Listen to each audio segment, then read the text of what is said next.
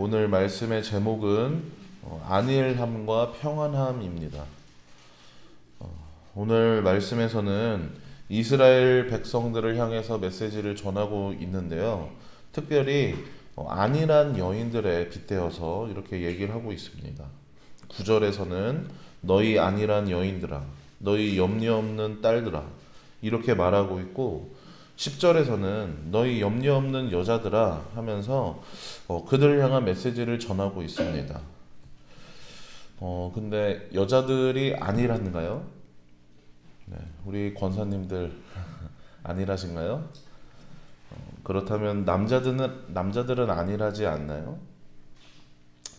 이 말씀은 단순히 여인들을 지칭하는 것이 아니라 이스라엘 백성들을 안일한 여인으로 이렇게 비유하면서 비유로 얘기하고 있는데요. 성경을 보다 보면 이스라엘을 여성에 빗대는 경우가 종종 있습니다. 시온의 딸들아, 내 딸 시온아 하면서 이런 식의 표현들을 볼 수가 있는데 이렇게 이스라엘을 여성에 빗대서 비유로 얘기하기도 하고요. 또 이 안일한 여인이 갖고 있는 의미가 있는데요. 어떤 의미를 지니고 있냐면 추수를 앞두고 춤추는 여인을 말한다고 합니다. 추수를 앞두고 춤추는 여인들. 우리 이 추수를 앞두고 있다는 건 이제 많은 열매를 거두게 된다는 거 아닙니까? 추수에 대한 그 기대감, 그 많은 열매들을 이제 거둬들일 수 있으니까 그 풍족하게 거둬들일 수 있는 것에 대한 기대감으로 안일해지고 염려가 없어진. 그래서 이렇게 춤추면서 이렇게 신나하는, 기대하는 그런 여인들을 말하는 것이기도 하다고 합니다. 이처럼 이스라엘을 안일한 여인이라고 부르며 그들이 지금 그러한 상태에 있다고 말하는 것인데 제가 이 설교를 준비하면서 이 안일하다는 걸 어떻게 설명해야 되나, 어떻게 얘기를 해야 되나 하는 고민이 계속 되었습니다. 사실 주님께서 우리에게 평안을 누리게 하시잖아요. 우리의 그런 근심과 걱정과 고민들 모두 주님 앞에 내려놓게 하시고 오직 주님만 따르며 살아가라고 그렇게 우리를 염려 없게 하시고 우리를 안일하게도 하시는데 오늘 말씀은 저 이스라엘 백성들의 안일함과 염려 없음에 대해서 지적하고 있는 겁니다. 그렇다면은 이 안일함과 이 말씀에서 지적하는 안일함과 주님이 주시는 평안 무슨 차이가 있는 걸까요? 제가 예전에 혼자서 제주도 여행을 간 적이 있어요. 핸드폰에서 이렇게 사진을 찾아보니까 2013년이더라고요. 10년 전에 제주도 여행을 갔던 적이 있는데 그때 제가 이제 혼자 여행 갔던 게 처음이기도 하고 그때는 면허도 없었어 가지고 그래서 이렇게 걸어 다니면서 그리고 버스 타고 다니면서 여행을 했었습니다. 그거를 이제 요즘 사람들은 뚜벅이라고 부르거든요. 그렇게 뚜벅이로 여행을 했는데 제가 그때 어떻게 계획을 세웠었냐면은 제주도를 이렇게 한 바퀴 도는 계획을 세워가지고 이제 공항에 내려서부터 이제 동쪽, 남쪽, 서쪽 이렇게 돌면서 마지막 날 다시 이렇게 공항으로 되돌아오는 그런 계획을 세웠습니다. 뭐 하루에 몇만 보를 걷기도 하고 뭐 이렇게 버스를 반대 방향에서 이렇게 타가지고 헤매기도 하고 그때는 10년 전이니까 지금보다 많이 어렸으니까 그렇게 여행을 할 수가 있었는데 3일째 되는 날이었던 것 같아요. 제가 지갑을 잃어버린 거예요.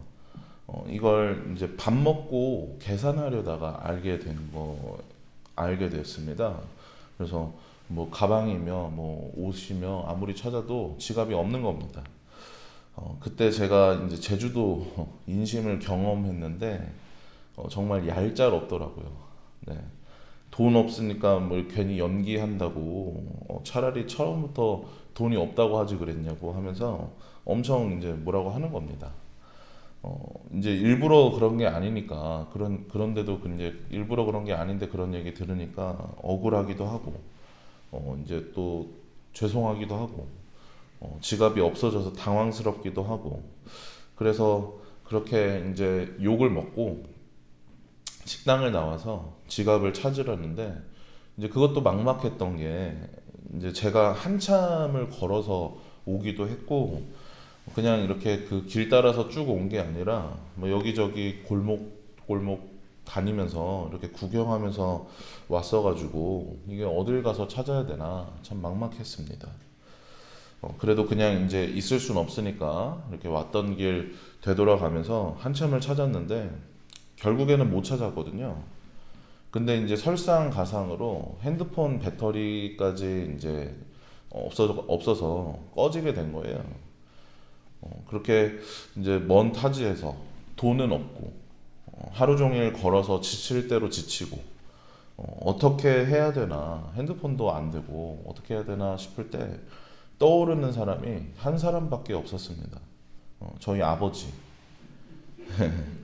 다행히 이제 아버지 번호를 기억하고 있어가지고 공중전화로 받는 사람이 받는 그 내는 전화 있잖아요.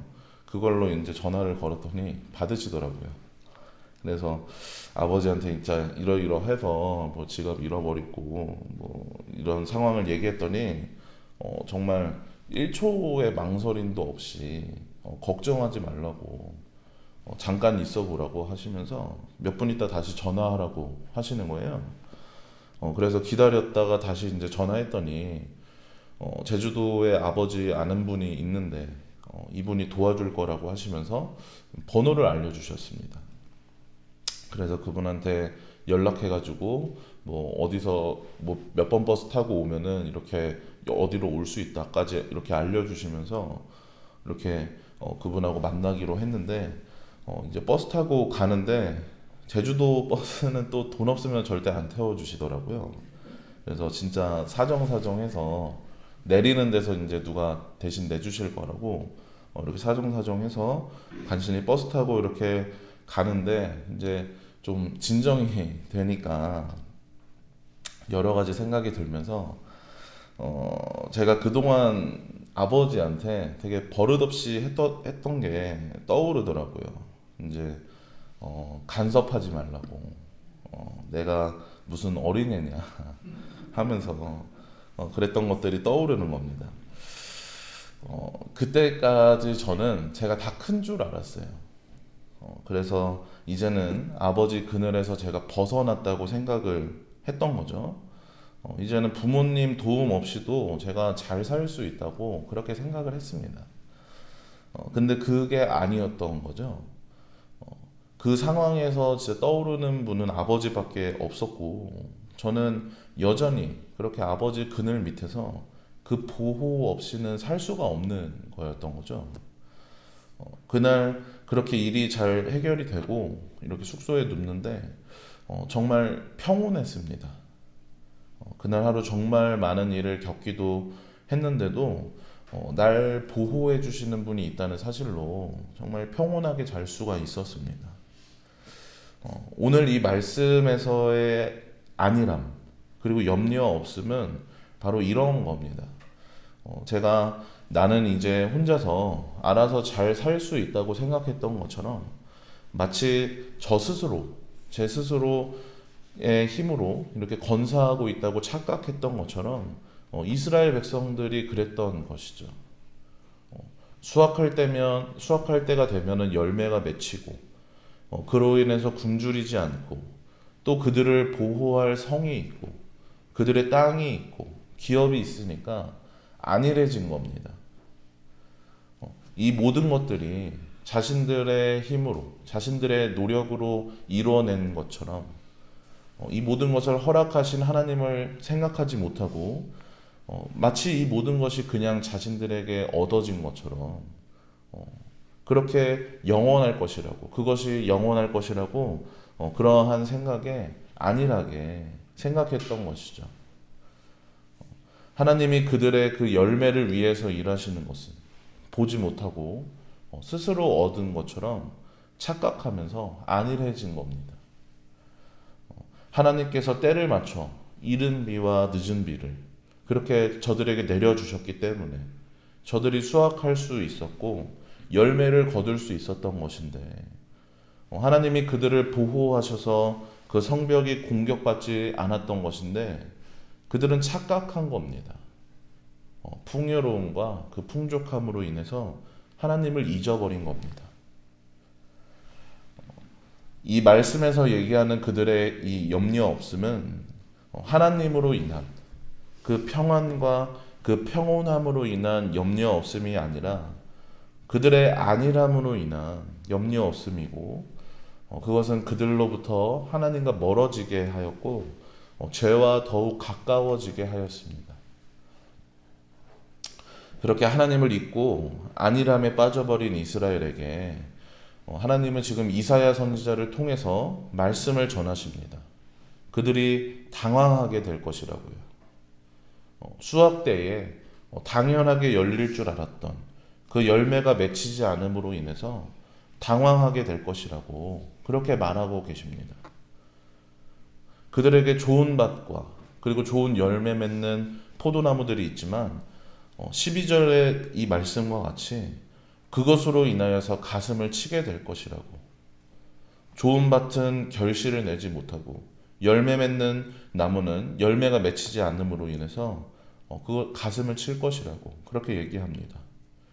또한 그들의 땅에는 가시와 찔레가 날 텐데 희락의 성, 이 예루살렘도 피해갈 수가 없습니다.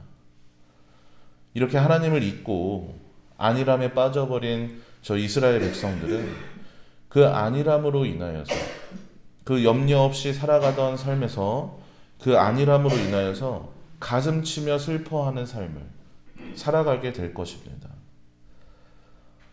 하나님이 지켜주시고 보호해 주심을 잊은 이스라엘 백성들은 이 안일함과 착각으로 하나님을 버리고 이렇게 벌을 받게 됩니다. 하지만 하나님은 그 안일함에 하나님을 버린 백성들을 버리지 않으십니다. 우리 15절 말씀을 같이 한번 읽어볼까요?